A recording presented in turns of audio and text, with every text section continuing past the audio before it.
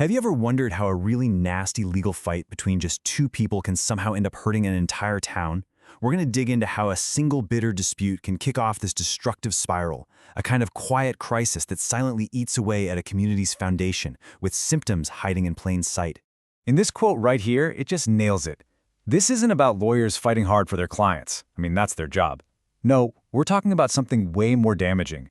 We're talking about when the legal process itself gets twisted into a weapon used to financially and emotionally break an opponent. So how in the world does a private legal battle spill over and create such a public mess? Well, that's exactly what we're going to trace today. We're going to follow the breadcrumbs from a single courtroom all the way out to the schools, the local businesses, and the very trust people have in their town. Okay, so let's get on the same page. What is a scorched earth tactic? It's pretty simple, really. It's when winning the case isn't the main goal anymore. The real goal is to make the process itself the punishment. It's about inflicting so much pain, both financially and mentally, that the other side just gives up. When these tactics are used, they create what this material calls a hidden community crisis. And once you see the pattern, you start to notice the signs everywhere. As we walk through them, just ask yourself, does any of this sound a little too familiar? So, here they are. You've got courts that are completely jammed up. Families are draining their life savings on legal fees instead of spending that money in their community. You see distracted employees at work, schools getting dragged into custody fights, public services get stretched to their limit, and maybe the worst part?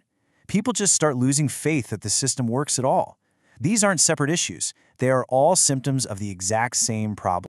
So how does all this damage actually spread? Well, the material we're looking at uses this really powerful metaphor: the scorched earth spiral. Think of it as a roadmap for how the tactics in just one case can set off a chain reaction that basically infects the entire system. Okay, so the spiral breaks down into 5 distinct steps. It all starts when the legal process becomes the weapon. That, in turn, destabilizes the family. From there, other community institutions, like schools and workplaces, get pulled into the mess. Then, the court system itself gets overwhelmed, and the final devastating step, the community's trust just completely breaks down. Let's dive into each one. This first step is basically the playbook. We're talking about things like motion flooding, just burying the other side in paperwork over tiny issues, or manufacturing fake emergencies to try and jump the line at the courthouse, and using discovery not to find facts, but as a punishment to bankrupt your opponent. It's literally warfare by 1,000 paper cuts, and it's all designed to create maximum delay and chaos. So what happens right away? The family at the center of it all starts to crack under the pressure. The fight isn't just in the courtroom anymore. It poisons every part of daily life. And of course, the kids are caught right in the blast radius. In fact, some research suggests that children in these super high conflict situations can show risk markers for things as serious as PTSD. It's devastating.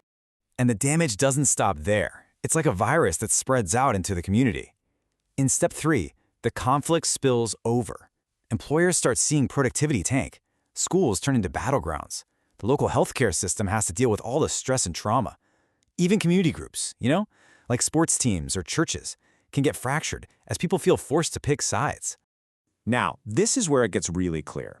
This slide visualizes step 4, the collapse of the court's capacity. Just look at this. A tiny percentage of cases, those high-conflict, scorched earth ones, are causing a massive problem for literally everyone else trying to get justice. And if you need another way to look at it, this bar chart just drives the point home. That little sliver of cases, just 10%, can eat up a whopping 75% of a court's resources. We're talking the judge's time, the staff's time, all of it. And here's the kicker, it doesn't just delay that one case. It creates a huge bottleneck that forces everyone else to wait, even people with real, genuine emergencies. And all of this leads to the final, and maybe the most corrosive step of all. The community starts to learn a sense of helplessness. When people see over and over again that the winner isn't decided by facts or the law, but by who can afford to keep filing motions and create delays, they lose faith. The narrative becomes, the system is just pay to win. Okay, so that is a pretty grim picture of the downward spiral. But here's the important part. It's not inevitable. The trick is being able to recognize when tough, totally legitimate legal work crosses the line into something abusive. So how can you spot the warning signs? This is a really practical checklist. Are there constant emergencies that somehow just fizzle out? Are you seeing the same exact issues being brought to court over and over? Are teachers or coaches constantly getting subpoenaed and dragged into the fight? Seeing a couple of these signs together is a pretty strong signal that you're in the danger zone.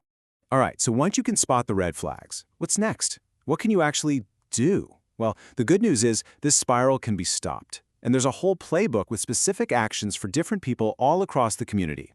And here it is. See, since it's a system problem, it needs a system solution. Courts can step in early and issue real penalties for this kind of behavior. Employers can offer support and create clear boundaries. Schools can set up standard, neutral procedures so they don't get sucked into taking sides. And community orgs can offer resources to help level the playing field. Everybody has a role to play here. So we've seen the problem, we've seen the red flags, and we've seen the playbook. Now, to pull all of this together, there's one last tool, a really simple framework to help us talk about and even measure all this hidden damage. It's called the Civic Damage Model, and it's just a brilliant summary of everything we've been talking about. C is for the cost extracted from families. I is for the overload on institutions. V is for the targeting of vulnerable people. The second I is for the distorted incentives that actually reward bad behavior. And the final C is for the credibility collapse of the whole system. It gives everyone a shared language to start tackling this problem head-on. And that really brings us to the big final question. When you have this kind of cascading harm threatening to weaken an entire community, is it really enough for people inside the system to just say, hey, I'm just following the rules? Or is there a higher duty to protect the integrity of the system itself? That's a question worth thinking about.